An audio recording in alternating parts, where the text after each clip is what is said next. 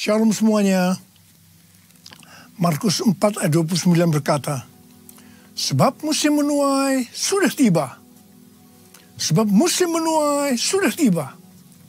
Penuaian jiwa yang terbesar dan yang terakhir sebelum Tuhan Yesus datang sudah terjadi. Api Roh Kudus yang dahsyat dari Pentakosta ketiga sedang turun. Pada waktu bulan Juli 2022 yang lalu, ketika saya berada di acara Pentecost Again Celebration di Azusa Street Prayer Tower, saya berkhotbah tentang lahirnya Pentakosta yang ketiga. Karena Pentecost Again ini adalah Pentakosta ketiga. Di situ saya menerangkan bahwa bukan saya yang menciptakan Pentakosta yang ketiga, melainkan saya yang menyimpulkan atau menyusun kepingan-kepingan atau puzzle pewahyuan yang Tuhan berikan dan telah singkapkan kepada banyak hamba Tuhan. Bagian saya, Tuhan memberitahu akan terjadinya pencurahan Roh Kudus yang dahsyat di zaman ini, yang namanya adalah Pentakosta ketiga. Jadi pada waktu awal tahun 2009, Tuhan berbicara kepada saya dengan sangat serius dari Wahyu 3 ayat 11 bagian A. Aku datang segera. Aku datang segera. Saya gemetar dan bertanya kepada Tuhan. Tuhan, apa yang akan Tuhan lakukan? Dan apa yang harus saya kerjakan? Sekitar 6 bulan kemudian, Tuhan baru menjawab pertanyaan saya dengan berkata, aku akan mencurahkan rohku. Aku akan mencurahkan rohku, kata Tuhan. Pada saat aku mencurahkan rohku, maka akan terjadi seperti Yoel 2 ayat 28 sampai dengan 32. Tahun 2013, Tuhan memberikan nama tentang pencurahan Roh Kudus ini sebagai Pentakosta ketiga. Pada tahun 2013, dalam Empower 21 Asia di SICC, pesan tentang Pentakosta ketiga ini untuk pertama kalinya dikumandangkan. Saya bertanya kepada Tuhan, Tuhan, berikan kepada saya pengertian tentang Pentakosta ketiga ini. Kemudian Tuhan memberikan 5 pengertian apa yang dimaksudkan dengan Pentakosta ketiga. Kelima pengertian itu tidak semuanya diberikan kepada saya, tetapi sebagian diberikan kepada hamba-hamba Tuhan yang lain. Dan saya diberikan tugas oleh Tuhan untuk menyusun kepingan-kepingan atau puzzle dari nubuatan-nubuatan yang diberikan kepada hamba-hamba Tuhan tadi. Dan ketika digabungkan, muncullah 5 pengertian tentang Pentakosta ketiga ini. 5 pengertian tentang Pentakosta ketiga adalah sebagai berikut. Yang pertama, Pentakosta ketiga adalah pencurahan Roh Kudus yang dahsyat di zaman ini, melebihi yang terjadi di Azusa Street. Ini berasal dari William Seymour.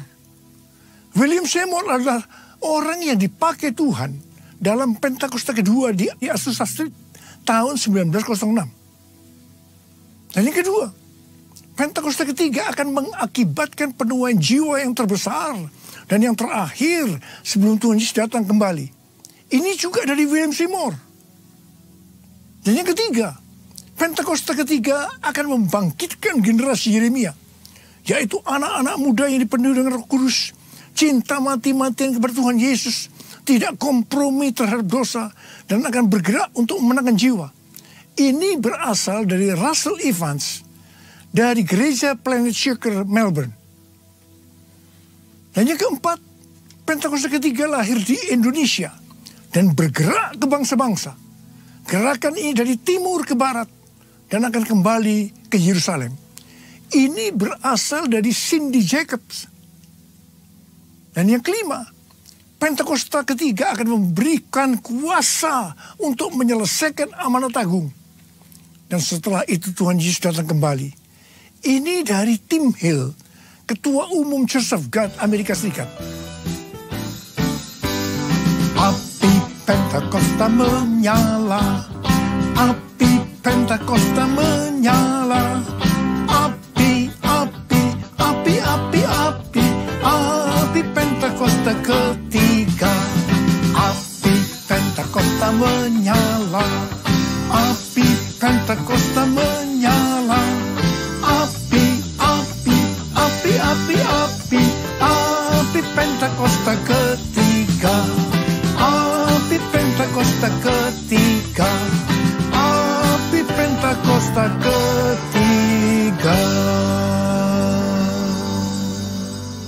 tanggal 26 September 2022 sampai dengan 15 September tahun 2023, menurut kalender Ibrani, kita sedang memasuki tahun 5783 atau yang disebutkan dengan P Gimel. Memasuki tahun 5783 ini, kita akan melihat kasih karunia yang luar biasa yang akan dicurahkan kepada mereka yang sungguh-sungguh mencari Tuhan. Namun bersamaan dengan itu akan ada pembersihan di rumah Tuhan dan penghakiman terhadap dunia ini. Tuhan akan mengungkapkan dosa-dosa yang tersembunyi. Tidak ada sesuatu pun yang tertutup yang tidak akan dibuka. Dan tidak ada sesuatu pun yang tersembunyi yang tidak akan diketahui. Karena itu, apa yang kita katakan dalam gelap akan kedengaran dalam terang. Dan apa yang kita bisikkan ke telinga di dalam kamar akan diberitakan dari atas atap rumah. Bukan rahasia lagi bahwa hari-hari ini gereja Tuhan sedang dibersihkan dalam hal dosa keuangan, dosa moral. Banyak hamba-hamba Tuhan yang jatuh. Hal ini harus diartikan bahwa peristiwa ini baru diungkapkan oleh Tuhan sekarang ini. Sedangkan prosesnya sebenarnya sudah lama. Hal-hal yang menyebabkan terjadinya banyak kejatuhan dari hamba-hamba Tuhan hari-hari ini bisa diuraikan sebagai berikut. Pengkhotbah 10 ayat 1 berkata, lalat yang mati menyebabkan urapan dari pembuat urapan berbau busuk. Demikian juga sedikit kebodohan lebih berpengaruh daripada hikmat dan kehormatan. Ayat ini bisa diartikan sebagai berikut. Sama seperti lalat mati yang membusuk akan merusak sejumlah minyak wangi. Demikian pula sedikit kebodohan dapat meniadakan dampak hikmat yang besar. Rencana yang bijaksana dapat dibuat, tetapi seorang yang membuat sedikit kebodohan dapat merusak seluruhnya. Rencana dalam mengikut dan melayani Tuhan yang dilakukan dengan baik, tetapi karena membuat sedikit kebodohan, membuat hancur secara keseluruhan. Artinya, tidak sampai kepada garis akhir, tidak finishing well. Yang dimaksudkan sedikit kebodohan di sini bisa diartikan bukan melakukan sesuatu pelanggaran yang besar, tetapi pada mulanya mengabaikan hubungan mereka dengan Tuhan. Sedikit demi sedikit akan merampas kasih, keintiman, kebijaksanaan, tekad yang mereka miliki, sehingga hal itu membuat mereka tidak setia kepada Tuhan. Dan tiba-tiba kehancuran datang. Harap digarisbawahi, jangan sampai mengabaikan hubungan dengan Tuhan. Pengabaian apa saja yang biasanya dilakukan dalam hubungannya dengan Tuhan? Yang pertama, tentang doa. Sejak dulu banyak orang yang mengukur kemajuan kerohanian kita dengan rutinitas waktu doa setiap hari. Tetapi hal ini tidak mengubah karakter kita. Kita bisa bersaat teduh, tetapi tanpa keintiman dengan Tuhan. Yang kedua, iblis kalau tidak bisa membuat kita menjadi jahat, maka dia akan membuat kita menjadi sibuk. Semakin sibuk. Ada hamba Tuhan yang berkata bahwa kesibukan menghancurkan hubungan kita dengan Tuhan. Kalau kita lebih merasa senang pada waktu kita melayani pekerjaan Tuhan daripada waktu kita berada dalam hadirat-Nya, sebenarnya kita sedang melakukan sesuatu kompromi. Meskipun kelihatannya kualitas kerohanian kita hebat, dan seiring dengan waktu, kepura-puraan akan mengikat kita. Kepura-puraan akan mengikat kita.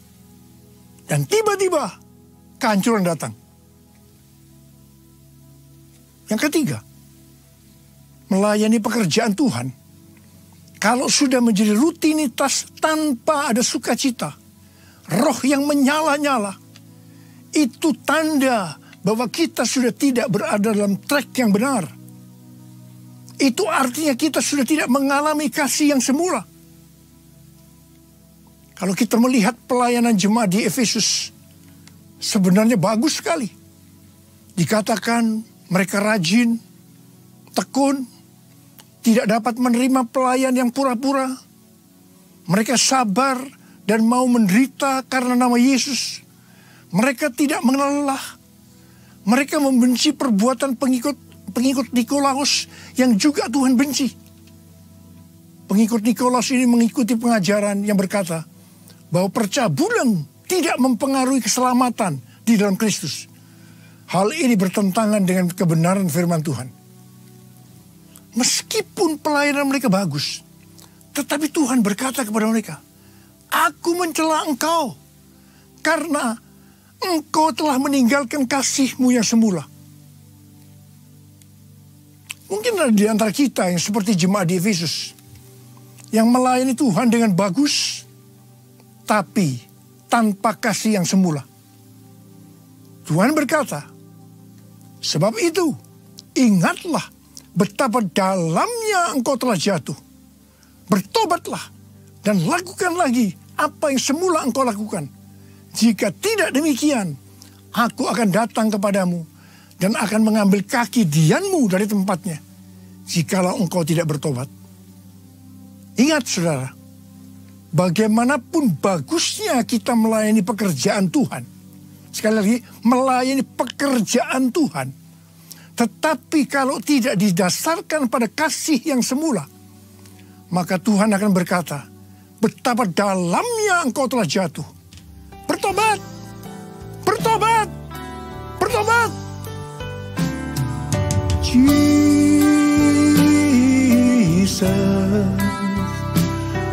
Lord Jesus,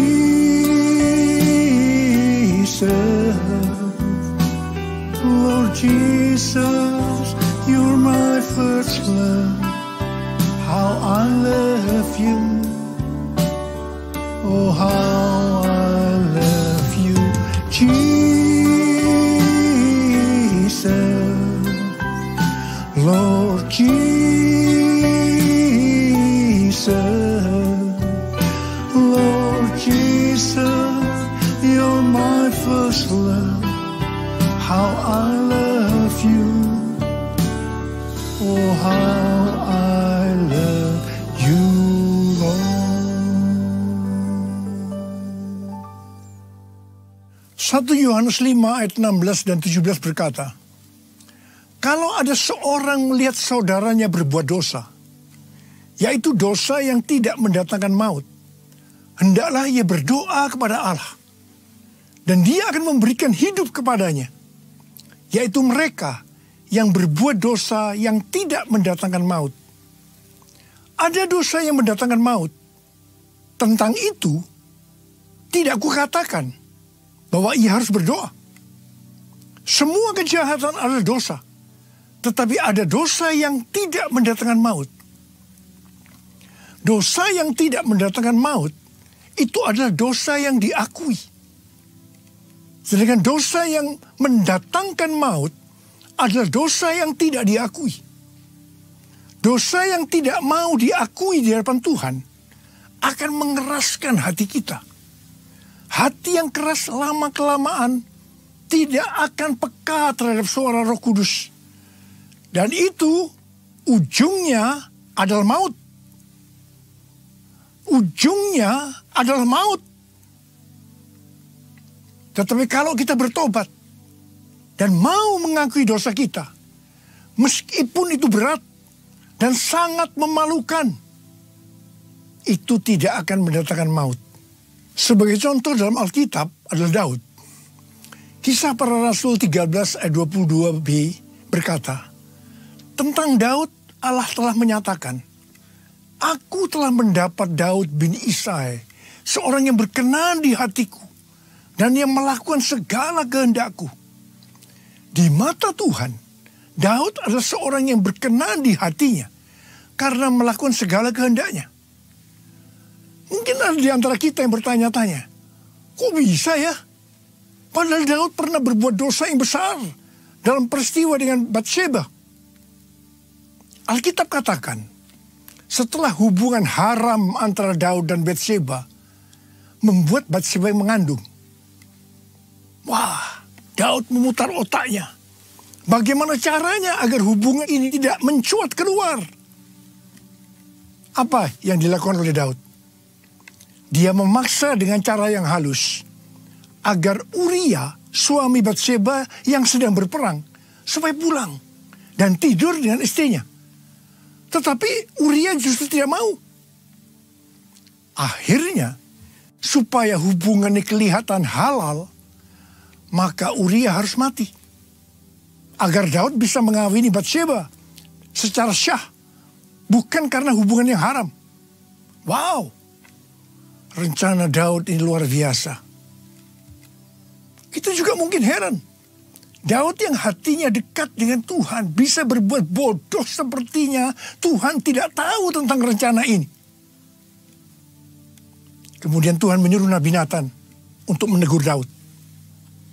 Nah, disinilah kita akan melihat respon Daud ketika ditegur tentang dosa yang disembunyikan itu. Daud langsung mengakui dosa yang diperbuatnya tanpa berbelat-belit. Dia minta ampun kepada Tuhan dengan sungguh-sungguh. Dan Daud tidak menyembunyikan dosa yang memalukan untuk supaya tidak diketahui orang. Justru kalau kita melihat dalam Mazmur 51, yang merupakan doa pengakuan dosa Daud ketika Nabi Nathan datang kepadanya setelah menghampiri Batsheba. Dengan terang-terangan Daud mengakui di ayat yang ke-6 dengan berkata, terhadap engkau sajalah aku telah berbuat dosa dan melakukan apa yang kau anggap jahat. Daud tidak ragu-ragu untuk mengumumkan bahwa dia adalah seorang pembunuh. Dan ayat 16 yang berkata, lepaskanlah aku dari hutang darah ya Allah, Allah keselamatanku. Sepengetahuan saya, tidak banyak orang yang seperti Daud. Banyak orang yang begitu ditegur dosanya, dia berbelat-belit. Apalagi kalau orang itu mempunyai posisi yang tinggi, lebih mudah untuk berbelat-belit. Dia tidak mengakui dosanya. Ingat, kalau kita melakukan seperti itu, Alkitab tadi katakan, itu dosa yang mendatangkan maut. Tetapi kalau kita mengakui dosa kita, meskipun itu dosa yang besar, memalukan, justru di mata Tuhan, itu merupakan dosa yang tidak mendatangkan maut. Tidak heran kalau kita melihat kehidupan Daud. Dia disebut orang yang berkenan di hati Tuhan. Karena dia melakukan segala kehendak Tuhan. Dan yang lebih hebat lagi, Alkitab katakan, Yesus disebut anak Daud. Saya akan ingatkan kepada saudara, jangan menyembunyikan dosa. Sebab itu akan diungkapkan oleh Tuhan dengan cara yang tidak bisa kita mengerti. Dan yang lebih penting lagi, kalau kita mengaku dengan jujur di hadapan Tuhan, meskipun dosa itu sangat memalukan, dosa itu tidak akan mendatangkan maut. Dan Tuhan berkata, dosa seperti itu yang didoakan. Seperti yang dikatakan dalam 1 Yohanes 5, ayat 16 dan 17 tadi. Kalau ada seorang melihat saudaranya berbuat dosa, yaitu dosa yang tidak mendatangkan maut, hendaklah ia berdoa kepada Allah. Dan dia akan memberikan hidup kepadanya. Yaitu mereka yang berbuat dosa yang tidak mendatangkan maut. Ada dosa yang mendatangkan maut. Tentang itu tidak kukatakan bahwa ia harus berdoa. Saya mau berdoa buat saudara. Ada berapa banyak di antara saudara, Tuhan, ampuni saya Tuhan. Saya menyembunyikan dosa ini sejak lama Tuhan. Karena dosa saya ini memalukan. akan menghancurkan kehidupan keluarga saya. Tapi sekarang saya mau berdoa. Mau bertobat ya Tuhan. Saya mau bertobat Tuhan. Sucikan dan kuduskan hati saya sekarang. Bersihkan saya Tuhan. Bersihkan saya. Saya berdoa buat saudara. Sucikan dan kuduskan hati ini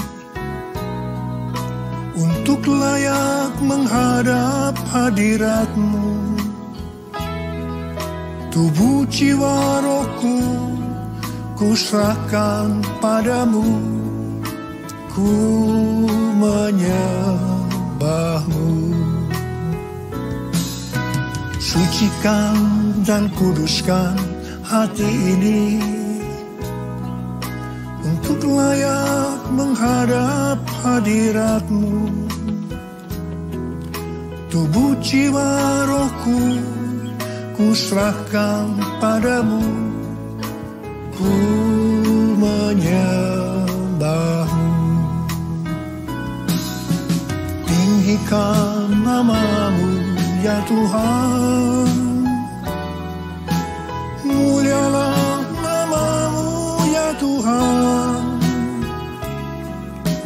Tiada lain seperti Engkau ya Allahku, besar kuasa-Mu. Mari angkat tangan saudara. Kita berbahasa roh. Uraraba syaralaba kanama takarabalaba.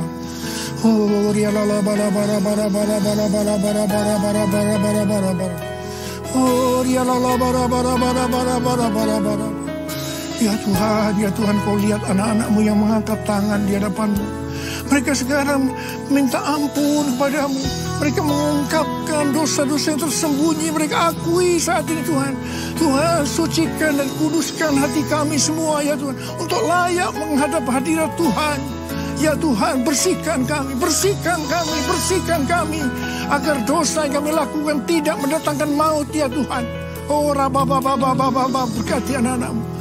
Terima kasih Tuhan, terima kasih, terima kasih, terima kasih Tuhan, berkat-Mu melimpah. Terima kasih, terima kasih. Kasihani kami Tuhan, kasihani kami semua ya Tuhan, kasihani kami. Terima kasih, dalam nama Yesus kami berdoa. Amin. Mari angkat tangan kita, ucapkan syukur dengan suara, jangan diam, jangan diam. Tuhan terima kasih ya Tuhan, terima kasih ya Tuhan. Kami bersyukur ya Tuhan. Kami bersyukur ya Tuhan. Kami bersyukur ya Tuhan. Ora bara bara bara bara bara bara bara. Ora bara bara bara bara bara. Kamu berdoa buat anak-anak-Mu. Siapa yang membutuhkan kesembuhan? Siapa yang membutuhkan mujizat Tuhan? Angkat tangan saudara. Ora bara sikara, terima kesembuhan. Terima kesembuhan. Terima, terima, terima, terima, terima, terima mujizat Tuhan, terima, terima, terima, terima. Oh, rala-bala, bala-bala. Terima kasih Yesusku, terima kasih Yesusku. Puji syukur hanya bagi Tuhanku. Terima kasih Yesusku. Terima kasih Yesusku, puji syukur hanya bagi Tuhanku. Terima kasih, terima kasih Yesusku, terima kasih Yesusku, puji syukur hanya bagi Tuhanku. Terima kasih Yesusku, terima kasih Yesusku, puji syukur hanya bagi Tuhanku. Puji syukur hanya bagi Tuhanku. Puji syukur hanya bagi Tuhanku.